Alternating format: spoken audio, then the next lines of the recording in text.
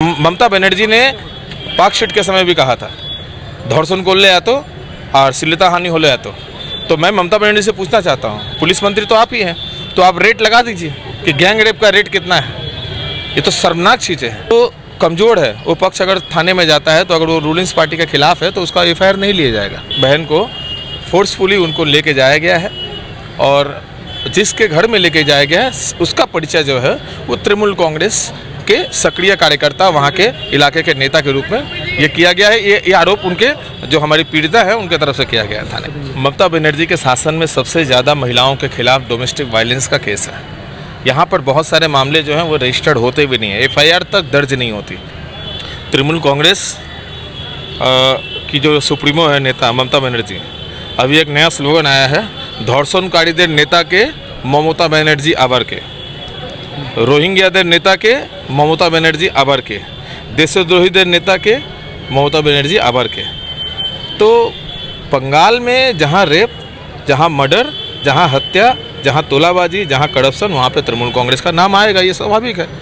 ये एक ही सिक्के के दो पहलू हैं। ममता बनर्जी के शासन में सबसे ज़्यादा महिलाओं के खिलाफ डोमेस्टिक वायलेंस का केस है। यहाँ पर बहुत सारे मामले जो हैं वो रजिस्टर्ड होते भी नहीं है, एफआईआर तक दर्ज नहीं होती। नीति आयोग के रिपोर्ट्स में उनके यहाँ का बंगाल का पोल ना खुल जाए, नीति आयोग के पास में ये रिपोर्ट्स भी ना जाए, इसके लिए एफआईआर नहीं होता है। यहाँ पर जो कमज़ोर है वो पक्ष अगर थाने में जाता है तो अगर वो रूलिंग पार्टी के खिलाफ है तो उसका एफआईआर नहीं लिया जाएगा। ममता बनर्जी के शासन में बहुत सारी घटनाएँ ऐसी घट रही हैं। जो घटना अभी घटी है ये घटना जो है गैंग रेप का मामला है, जिसमें हमारी एक बहन को फोर्सफुली उनको लेके जाया गया है और जिसके घर में लेके जाया गया है उसका परिचय जो है वो तृणमूल कांग्रेस के सक्रिय कार्यकर्ता, वहाँ के इलाके के नेता के रूप में ये किया गया है। ये आरोप उनके जो हमारी पीड़िता है उनके तरफ से किया गया है थाने में। तो इस तरह की घटनाएं घटी हैं और गैंग रेप का मामला है। ममता बनर्जी को सामने आके बोलना चाहिए कि उन्होंने क्या रेट फिक्स किया है। ये मैं नहीं कर रहा हूँ, ममता बनर्जी ने पाक शिट के समय भी कहा था धर्षण করলে এত और श्लीलता हानि होले এত। तो मैं ममता बनर्जी से पूछना चाहता हूँ, पुलिस मंत्री तो आप ही हैं, तो आप रेट लगा दीजिए कि गैंग रेप का रेट कितना है।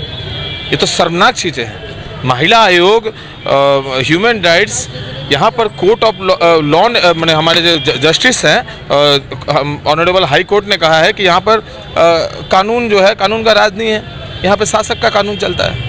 तो यहाँ पे तो यही सारी चीज़ें हो रही हैं, घटनाएं घट रही हैं। रूलिंग पार्टी का है, पुलिस बचाएगी उसको। हम भारतीय जनता पार्टी पश्चिम बंगाल में 2 करोड़ 32 लाख वोट हमें मिला है और हमें इसलिए मिला है कि हम यहाँ पर लोगों की आवाज़ बन के सामने उतरकर लड़ाई करें, सड़कों पे उतर कर प्रोटेस्ट करें और शासक से प्रश्न करें। जो काम हम लोग को दिया गया हम उसको बखूबी अंजाम दे रहे हैं और हम आगे भी करते रहेंगे। अगर आप कह रही हैं कि ये राजनीति से प्रेरित है तो ये तो आपका नेचर रहा है। कामदुनी के मामले में तो वो घटना तो भारतीय जनता पार्टी के शासन में नहीं हुई थी, लेकिन कामदुनी की घटना में जो लोगों ने घटना घटाई थी उन लोगों के खिलाफ मामला कमज़ोर पड़ जाए, इसके लिए सरकार ने बार बार वकील चेंज किया।